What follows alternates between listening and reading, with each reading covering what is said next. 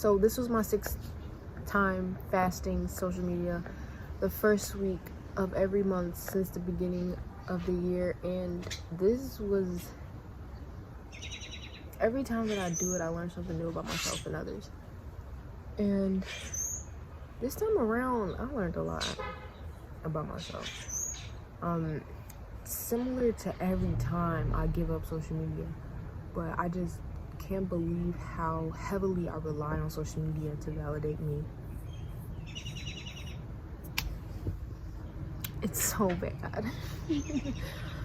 And it's not even like the people I necessarily engage with, but like it's full of like spiritual people that are like very affirming. They're like, you're beautiful, you're doing great, you're ascending, and like all these things, and like to be constantly fed that all day, it's amazing.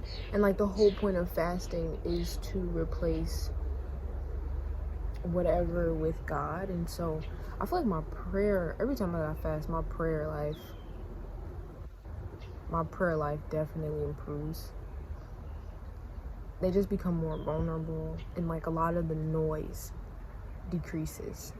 So there's just so much clarity that happens. Clarity both when I speak and clarity both when I listen. And I also love to stay connected with my friends through there, but then it made it even more fun because like my friends know that I do this every first week of the month, and I'm like literally texting them like, please check on me.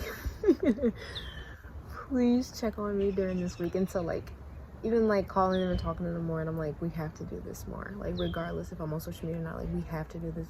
We need to schedule Google Meet meetings every like once a week. I miss them so much. But my college buddies, I feel like having no social media allowed me to relax. You're your own paparazzi. I'm my own paparazzi. When I'm on social media, I'm literally my own paparazzi. Like I tell people this all the time, but like my relationship, I give up social media for a week, and then I know how to use social media better. I get back on, and then I'm like even more addicted. And then by the time it comes around where I need to give it up again, it is looking right on time, and I absolutely need it.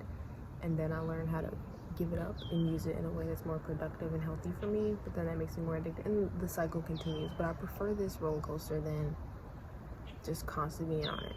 It's scary giving it up, and it's scary getting back on. No rap cap. But yeah, I had a flip phone for a year. It was amazing. I would definitely recommend everyone do it.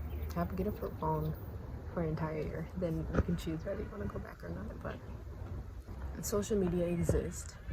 It affects the human population, and I want to keep learning how, what, when, and why. I feel like when it comes to life and spirituality, it's harder to find your own voice and opinion about it in a world that is expressing both extremes.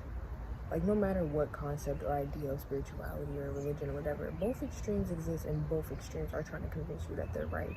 Everyone is obsessed with being right. I mean, guilty, but now I'm at a point where I'm like, who fucking knows? I feel like even if you learn something new, stop trying to box it into, is this right or wrong?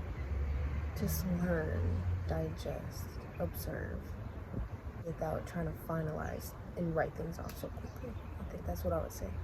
This fast taught me. A lot of the fast I was complaining, like I swear, like the first 4 or 5 days I'm like miserable almost. And then when I realized that I can be back on, which I usually do the 8th, so I'm not on the 1st through the 7th, so like the first week. And so when the 8th comes, so now when I'm like closer to the finish line, I start feeling better about it.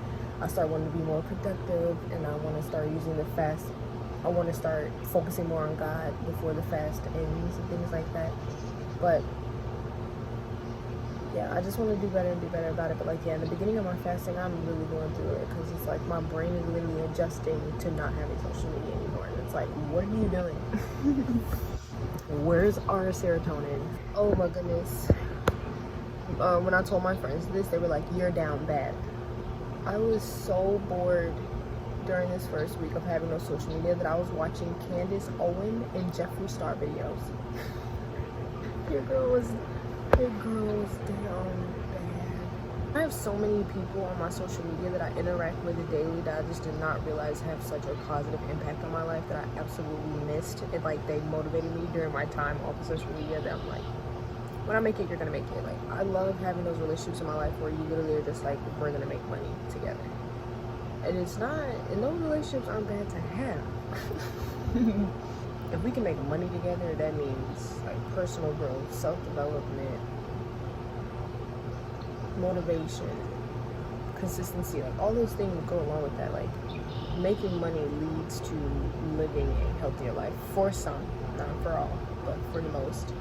And so I feel like that's where I'm at too. And I really learned how to just be in the present. Like, I know I say that all the time, without a doubt, I'm always saying that, but like, I really was like, wow, with where you are, with what you have, and with who you are you really content? Are you really comfortable with just living in this moment right now and like embracing all that is, instead of focusing so much on what is to come and what you need to do and how you need to heal? Jesus Christ. Like, everyone has their seasons of like on the grind and rest, but like, yeah, just highlighting that. I did a February social media vlog, so feel free to check that out as well. Thank you so much for watching. If anything resonated, feel free, don't be shy to like, comment, or subscribe. Later.